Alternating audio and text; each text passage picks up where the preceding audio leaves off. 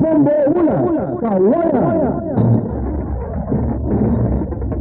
Yes, Bombo Angelica, magandang umaga. Naniniwala si Police Lieutenant Colonel Avelino Cancera, ang Chief of Police ng Kawayan City Component Police Station, na malaki ang maitutulong sa pag-unlad ng lungsod. Ang ginagawang pagpapalakas sa puwersa ng mga otoridad kasunod ng bagong sasakyang ibinigay ng lokal na pamahalaan sa kanilang hanay. Ito ay ang bagong sasakyan na hindi basta-basta, kundi ito ay tila sports car. Ayon sa hepe, ang pamamahagi or ang pagbibigay sa hanay ng PNP Kawayan ng ganitong kagamitan ay makakasiguro na mayroong sapat na magagamit para sa mobilization ang kanilang hanay. Giit pa nito ang pagpapanatili ng katahimikan or peace and order sa bayan or sa lungsod ng Kawayan ay nangangailangan ng sapat na kagamitan.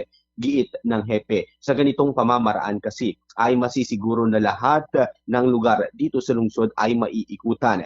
Magre-resulta din anya ito sa pagkakaroon ng maayos at safe na lugar dito sa lungsod, na siyang isa rin sa tinitignan ng kanilang hanay na magpaparami sa mga investor dahil sa kaligtasan na kanilang nakikita.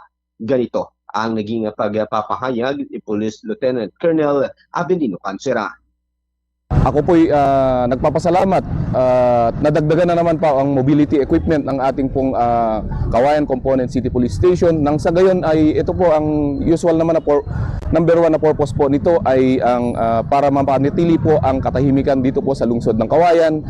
At ano po ang kasunod ng katahimikan kung sakaling may peace and order dito po sa lungsod ng Kawayan is to encourage those investors na maparami po dito po sa lungsod ng Kawayan.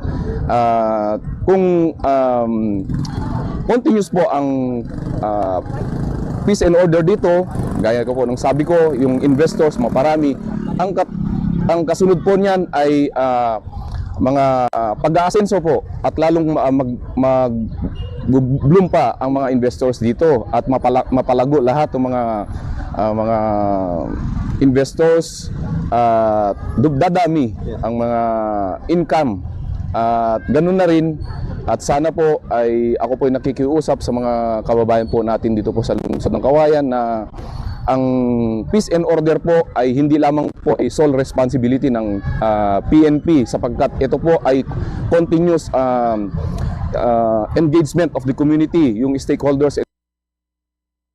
Bahagi ng naging pagpapahayag ng hepe ng lungsod ng Kawayan. Samantala hanggang sa ngayon, Bombo Angelica, samot-saring mga pahayag at mga komento lalo na sa social media ang nakikita natin na ito nag-umaani ng iba't ibang pananaw. Hindi nga dito sa bagong sports car na siyang gagamitin ng hanay ng PNP Kawayan. Ayon sa ilan ng mga nakikita natin na mga komento ng ilan nating mga kababayan, maganda ang ganitong klase ng mga sasakyan dahil nagpapakita na talagang umuunlad ang lungsod. Ayon naman sa iba, isa sa mga katanungan nila kung ito ba ay papasok doon sa panuntunan ng Land Transportation Office na maaaring magamit ng hanay ng